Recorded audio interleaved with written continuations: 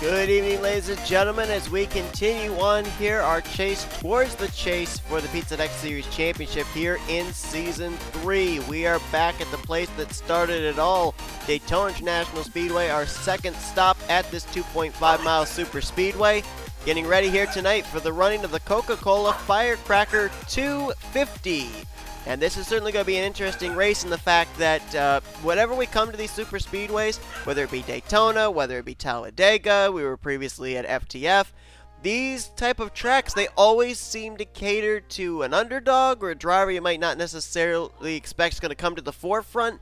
And it's these kind of tracks that produce the late blooming drivers near the end of the regular season that you're like, wow, that person could be a championship contender when the chase begins. Case in point, look at last night's Truck Series race here. We end up having Davey Johnson go to victory lane for the first time in his career, and now he's jumped up into a potential championship picture of maybe being able to make it into one of the 8 playoff spots in that series. Tonight, the same thing could happen, but it is also an opportunity for a driver to be able to lock themselves up a spot in the chase for the championship with maybe their second, or in 2 drivers' cases, Anderson and Ericsson, their 3rd win of the season. But there's a lot of different championship scenarios coming into today's race. Right now, the only driver that we know for absolute certainty is going to be in the chase for the championship in this series would be Jordan Anderson, because he's a 2-time winner and he's also 11th in the point standings. 2-time winner Chloe Ericsson coming into this race needs a really good run because she's again fallen outside of the top 30 in the point standings. She is 32nd in points. So those 2 wins she has this season don't mean anything unless she is inside 30th or higher in the point standings by the time the regular season comes to a close. You got drivers like Austin LaPlante, PJ Williams, Elijah Gilbert, Angel Navarro, RJ Reynolds, pole sitter J Jefferson, along with D Shears. These drivers, they're looking good that they could potentially be locked into the chase for the championship in the upcoming 2 or 3 races, but at this point, still mathematically eligible of falling outside the top 30 in the points, so we cannot say they are definitely confirmed a slot in one of the 12 available positions in this season's playoffs. J Jefferson lines up on the pole. He went to victory lane at Talladega earlier on the season, so he knows how to get it done at the super speedways, and it's time now to go down trackside and get the command. Drivers, start your engines. Command given here is we will have 32 laps of racing here tonight, same as the Truck Series race here last night, which means our stages will be exactly the same as well. 10, 10, and 12 will be the stages here tonight, so at the completions of laps 10, 20, and 32 is when the stage points will be awarded. Mentioned Jefferson lined up on the pole here, former winner at a super speedway this season at Talladega. Alongside of him, C Dollerton trying to become the 3rd Michael Norman Motorsports driver to go to victory lane this season. As a matter of fact, coming into this race, Michael Norman Motorsports is the defending team at Daytona when M Crenshaw took the season opening race here back in race number 1. D Shears, of course, a former winner this season as well, was the 2nd Michael Norman Motorsports driver to win, and Dollerton trying to be the 3rd. You got Ashlyn Boyd lining up there in the 3rd position. Ashlyn Boyd, of course, going to victory lane last week at Rockingham, North Carolina. That win jumped him up to 31st in points, so he still needs another good run to get himself into the top 30 for that win to count towards a chase position. And alongside of him is going to be Chelsea Bowles, who went to victory lane at our other super speedway stop so far this season at FTF. So Jefferson and Chelsea Bowles, both former winners at super speedways, starting up here close to the front. They may be the ones to watch at this when it comes down to the close of today's race. Your top 10, the point standings coming into this race, presented by Golden Corral, are as follows. Austin LaPlante, the points leader, 12 points only over PJ Williams, and only 13 points over 3rd in the standings, Elijah Gilbert. Noah Cars is 4th, Angel Navarro in 5th, M McIntire 6th with RJ Reynolds 7th, and the rest of the top 10 are A Lagasee, J Jefferson, and D Shears. Of the top 10 coming into today's race in the point standings, only 3 of those drivers have not been to victory lane: Cars, McIntire, and Lagasee. So here we go then. Pace car makes the left-hand turn to pit road. It's time to go racing here once again this season at Daytona International Speedway. Jefferson, Dollerton, get us underway. Let's roll.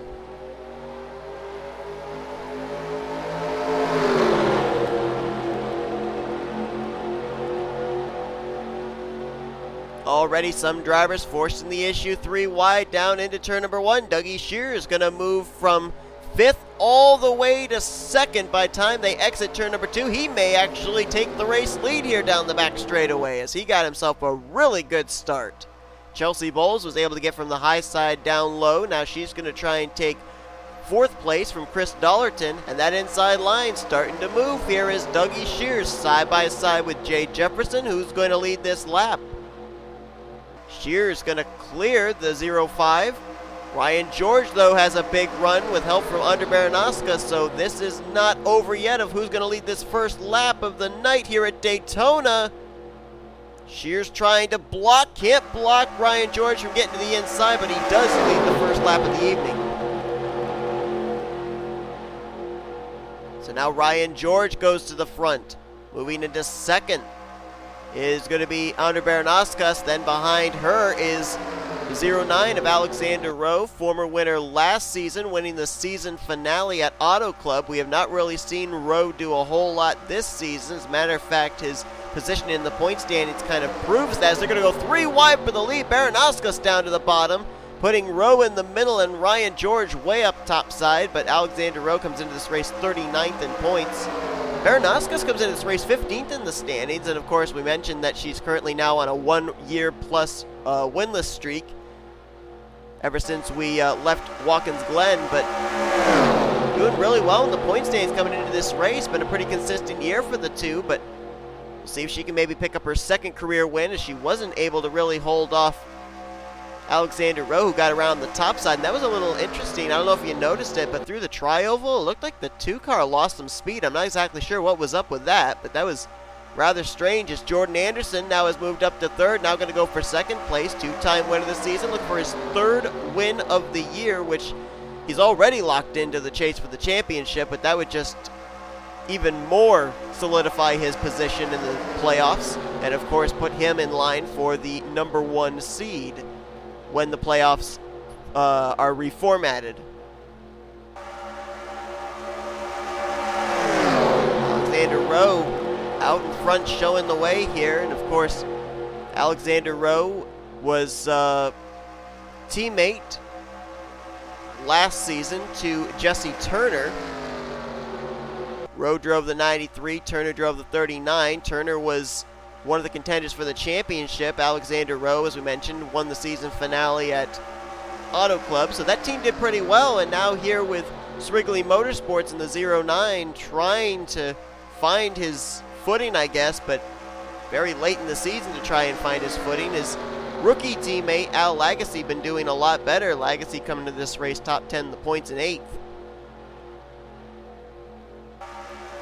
Right now, A Rowe kind of being the Dale Jr. of this field, controlling the draft. Moves up high, lets that high line get some draft and pull up a little bit, and then he moves low and counters to pull that inside line back even with the high side. A Baranauskas, though, got a nice corner there in 1 and 2 and looked to get a nice run down the back straightaway. She might have momentum coming down here into turn 3. J Shears right there, his teammate C Dollerton in tow, and take a look who else is here. Remember we mentioned J Jefferson went to victory lane at Talladega? Well, it was one of the former champions of this series, Benny Watson, who pushed him there in a 1-2 finish for the AS Racing teammates. Well, Benny Watson now is up here. He just got stuck in the middle 3 wide, but he's up in this group. We already know that E Gilbert has a very good chance of making the playoffs to defend his title that he had last season. Benny Watson would love to also be a former champion that makes it in to try and become a 2-time Pizza Hut X Series champion here in this series. Chloe Ericsson, well-needed run there for the 46. Talked about her falling outside the top 30 in the point standings, 32nd coming into this race. Needs to get back into the top 30 in points for her 2 wins to count towards a chase position. Right now, running very solidly inside the top 10. We'll see if she can keep this up. Right behind her, K Deaver, who was in the Final Four for the championship last season at Auto Club. Still looking for his first win this season, though, and they were almost thinking about 4 wide into the tri-oval, and that is not a good idea. They're already 3 wide, 2 rows deep. 4 wide is not a good idea in any place unless it's a track like Pigs Creek or FTF that can actually hold him 4 wide, as now Deaver will go for second place. He's got Z Flickinger, his teammate, right behind him. So a couple of the Gardner Racing cars now up here inside of the top 5, and here comes M McIntire in the 9. McIntire 6th in the point standings, second highest non-winner this season in points. The highest, of course, Noah Cars, who was 4th in the standings. And wow, Cole Deaver and M McIntire working well together. They might be able to get to Alexander Rowe's back bumper for the first time since the 09 took the race lead. Rowe trying to control that draft, but McIntire all over the back bumper of the 15, giving him some pretty good momentum down here into turn 1. And Deaver's going to try and utilize it. Can he get to the left rear quarter panel of Rowe? Rowe tries moving down to block the momentum, and he does indeed succeed. Deaver now moves up behind him, and now M McIntire is going to have the run on the inside line. Help from Noah Cars and Dawson Wise. And now here comes McIntire onto the bottom, and he's going to try and take the top position. He's got alongside Alexander Rowe. Can he complete the pass now is the question. Needs some more drafting help. Here it comes in the form of the 42, the 22, and the 05. And McIntire, I believe, has cleared Alexander Rowe. So new race leader, the driver of the Liberty University Chevrolet.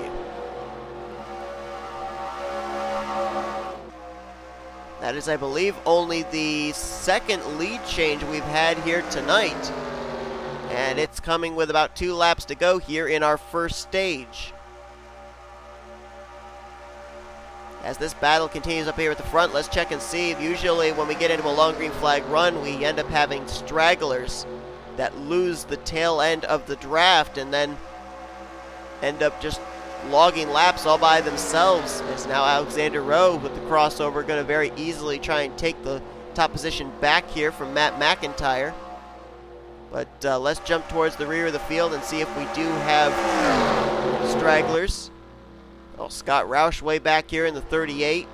Madeline Crenshaw, who won here at the beginning of the season all by herself. And this is important right here because of the fact that Crenshaw came into this race 25th in the point standings. Did not have a good run last week at Rockingham, dropped 6 spots in the standings.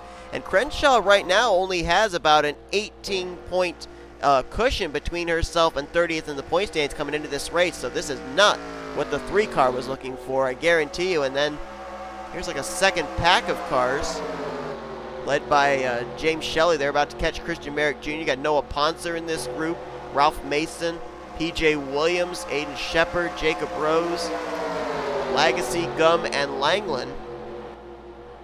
And you got Phil Parker all by himself. Got some more stragglers here. Like that was Joshua Osborne, William Brock, Glenn Dewitt, and Elijah Gilbert. And then Patrick Curtis just trying to hang on to the tail end of this lead pack here that currently is being caboosed by Chelsea Bowles in the 31. See where Chelsea Bowles crossed the line in what position, and it was 24th. So 24 cars of the 42 cars that took the green flag still up in this lead pack.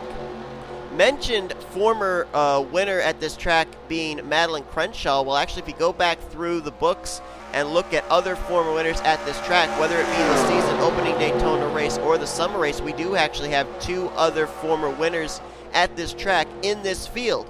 Matthew Daleo won at this track the very first Pizza Hut X Series race here back in season 1, and then winning the summer race here last season was James Qualls. And I believe both of those drivers, the 12 and the 27, are up inside this lead pack. So could lightning strike twice for one of those 2 drivers? I know that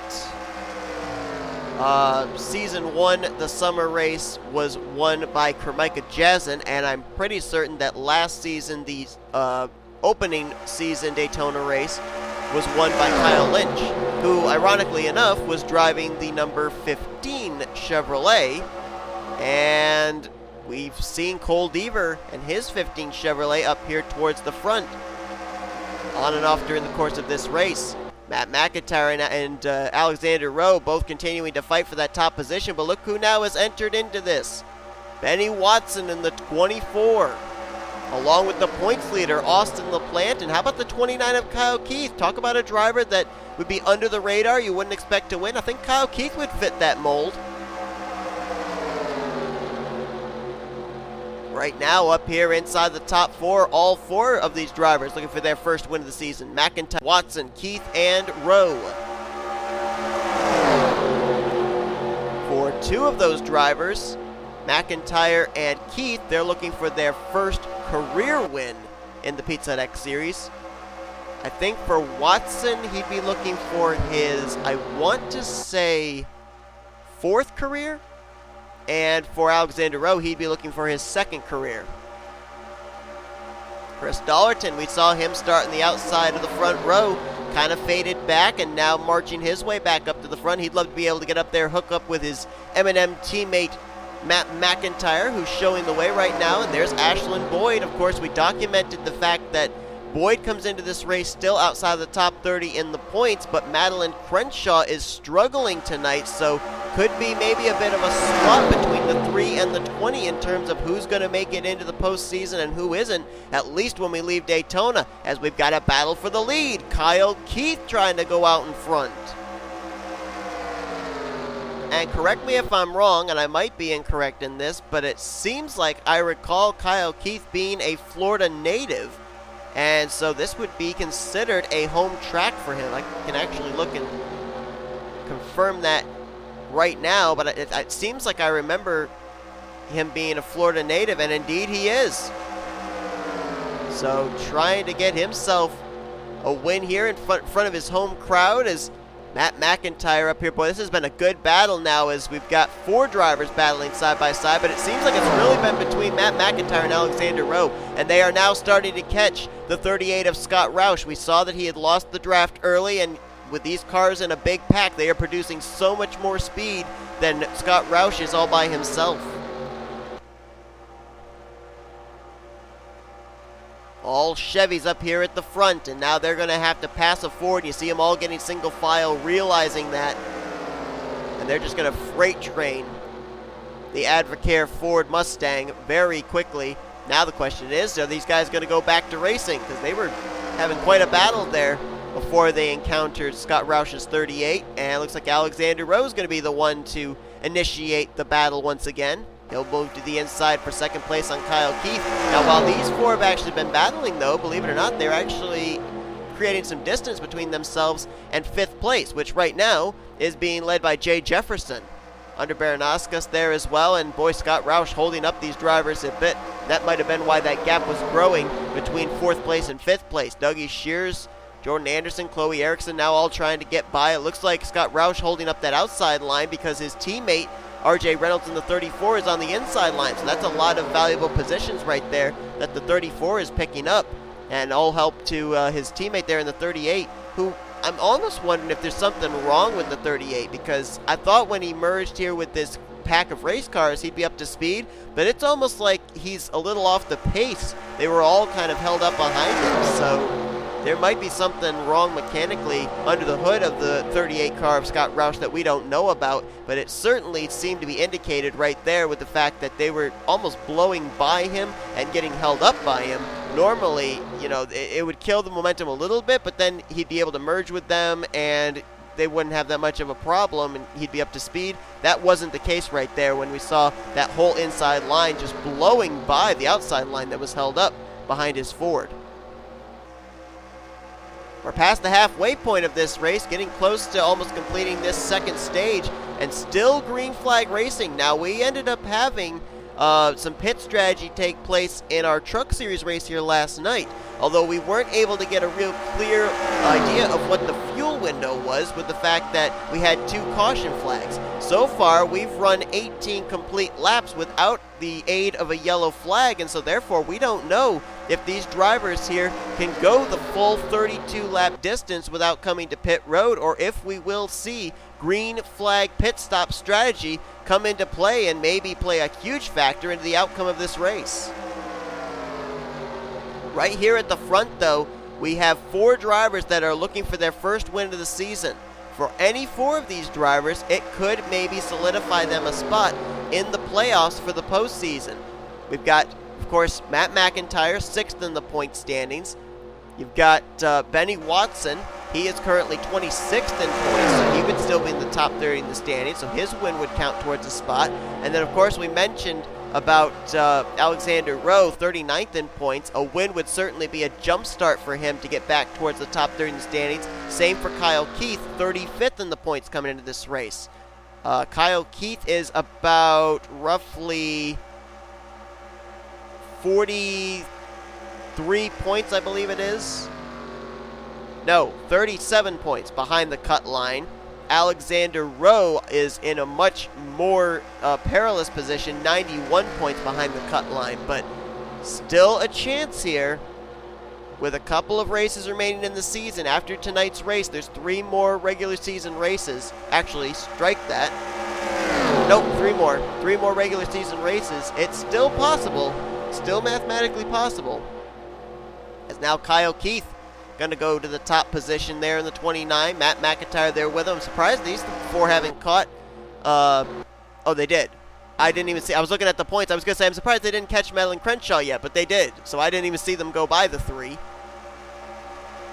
That's probably why they got spread out, and I didn't even notice. I was looking over at my other screen, looking at the point standings. Thing I'm really going to be interested to see is watch the gap between the 24 of Benny Watson in 4th and the 5th place position of the 46 of Chloe Ericsson, who right now is leading that second group along with Cole Deaver, Jordan Anderson, Dougie Shears, Chelsea Bowles. Are they going to close the gap up between themselves and the top 4? That time by, they closed it up by about 4/10. And they are still side by side here. It's Rowe and McIntire. These two have been side by side almost this whole race, it seems. Watson and Keith battling side by side for 3rd, and Watson will take the spot. Now Keith going to cross over and try and take the position back.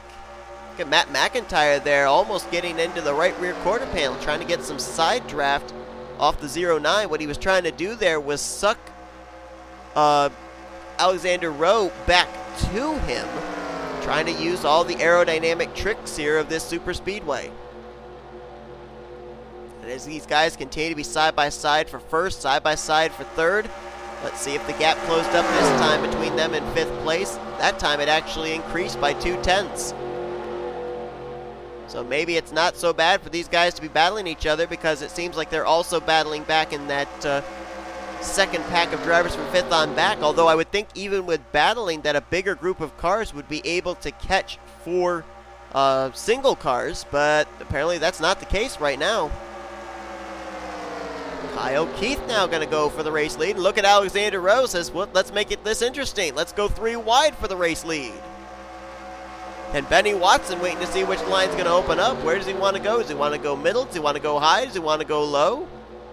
Does he want to go 4 wide? That I wouldn't advise, but I don't know. Maybe. 9 laps to go here. And still that question of can they make it on fuel? And they gained another 2/10 over that 5th on back. So I think right at the moment, unless pit stops shuffle this thing up, these guys back here either got to do one of 2 things. Either got to decide, all right, we're not going to catch them. Let's battle and see who's going to get 5th place and get some important stage points as well as a top 5 finish. Or let's try working together and run these guys down because we're running out of time.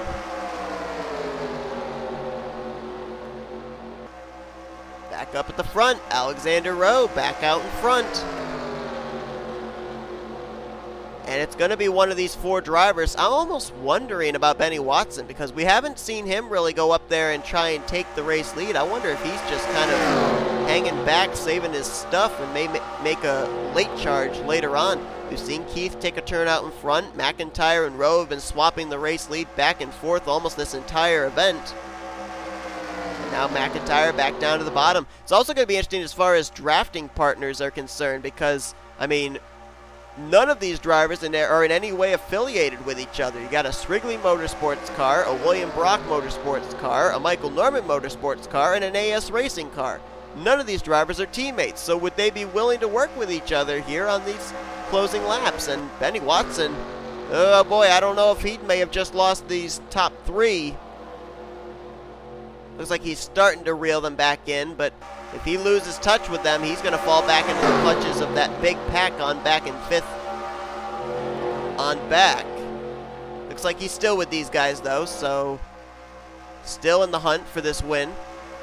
And it is 7 laps to go when they last hit that stripe. This is going to get very interesting. I mean, if they can't make it on fuel, I mean, how long do they decide to stretch it? Do they wait until 3 to go, 2 to go, the white flag lap? I don't know. They can't be, with the way that they're racing side by side, they cannot be saving fuel. There's just no way that you can save fuel running the way that they're running right now. Unless the 24 is saving fuel, maybe. I don't know. Maybe that's why he hasn't really made a charge to the front. He might be allowing these guys to cut the draft for him, and that's allowing him for some fuel conservation. I think that another problem that Benny Watson has right now, too, is he can't really get any forward momentum with the fact there's nobody behind him to push him. He's basically the pusher for whoever is ahead of him right now. M McIntire, no friends down low, but I think he's still going to be able to get to the inside of Alexander Rowe. Very strong Liberty University Chevrolet there to be able to make that move all by himself. Now he's got help in the form of Kyle Keith. And Watson lost some ground on those 3 again. Looks like he's reeling him back in here on the front straightaway, though. Wow, we got a big run there out of turn 4, did Watson. Scott Roush exiting turn 2, it appeared. So these guys, I don't know if they're going to, but they might catch him again. 5 laps to go, 4 laps to go, and we hit the stripe next time by. McIntire out in front. Keith battling side by side with Rowe for second. Watson there in third. 5th place is over 3.5 seconds back. So unless something really happens here at the front, if you look right, we can get a good camera angle here. If you look in your screenshot right there, those are the 4 that are going to decide this race. Unless they can't make it on fuel. And now they're going to go single file. So this is interesting. They were side by side for a good portion of this. I think they're realizing that the gap's increasing between themselves and 5th. So they're saying, hey, why don't we just run single file, continue to distance ourselves, and then we'll settle it out when we get to about 2 laps to go. Well, I think the plan just got aborted right there. Is now Alexander Rowe jumps to the inside. Kyle Keith's going to go with him. So Rowe back to the lead. Keith now in second. McIntire there in third. Out of these 4, Matt McIntire having the better season. Comes into this race 6th in the point standings. 2 top 5s, 7 top 10s. Average finishing position of 18th this season. Trying to lessen that here tonight with a trip to victory lane. Side by side now with Alexander Rowe. Where's Keith going to go? He moves up high with Rowe, and that's where he will stay. Nope, he's going to jump low, and he's going to try and go 3 wide down here into 3. And that's exactly what he's going to do. 3 wide for the race lead. Keith, McIntire, Rowe.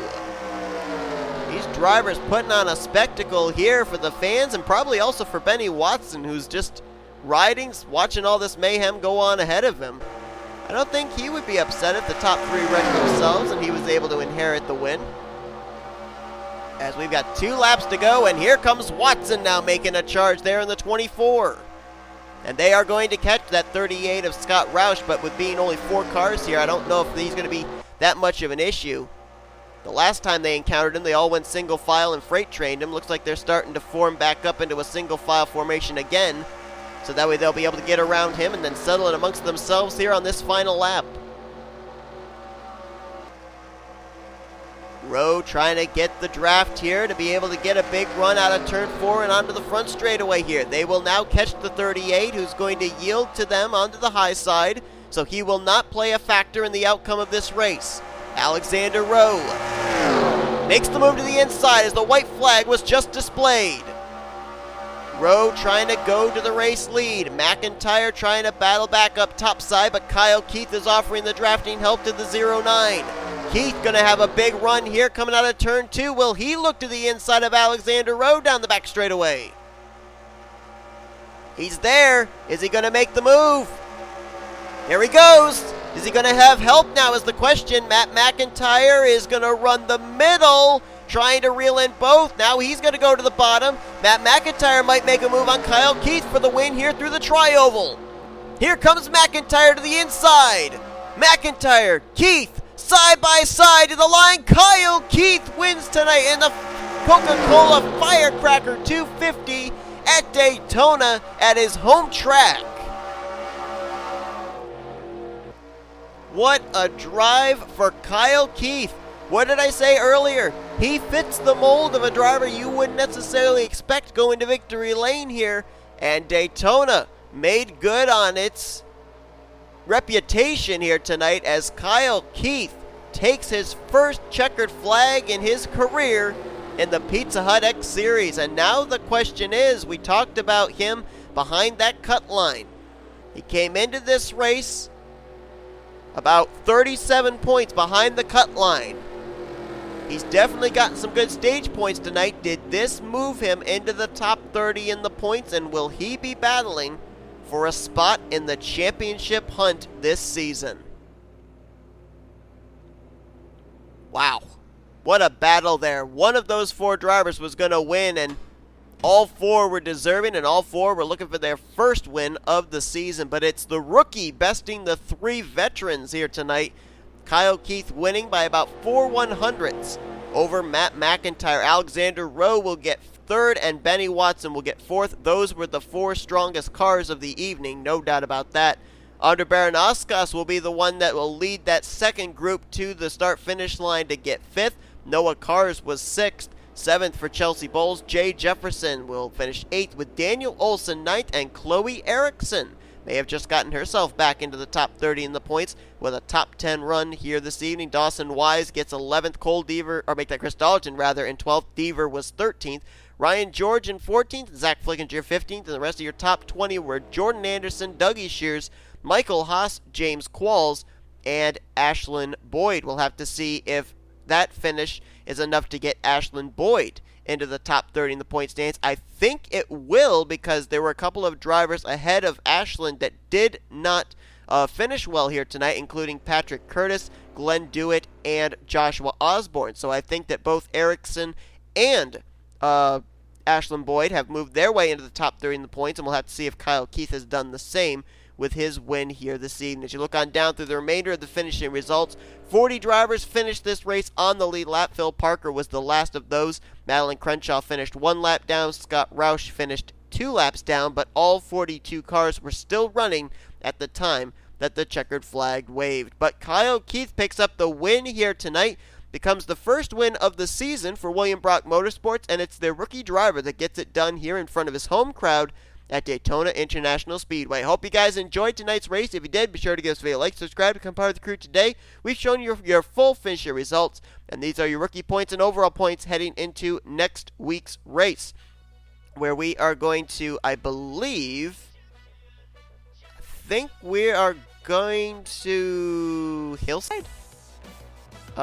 We are going to Gateway for the Pizza Hut X Series. And then the Hershey's Cup Series will be going to Pikes Peak, as the trucks will take an off week next week. And then it's Hillside the following week. But anyway, thanks everyone for tuning into tonight's race. We'll see you guys tomorrow for the Hershey's Cup Series race to cap off what's been a very exciting weekend here at Daytona. Till then, I've been Seth Cole. You've been watching a production of the NNSCRA Offline Racing at its best.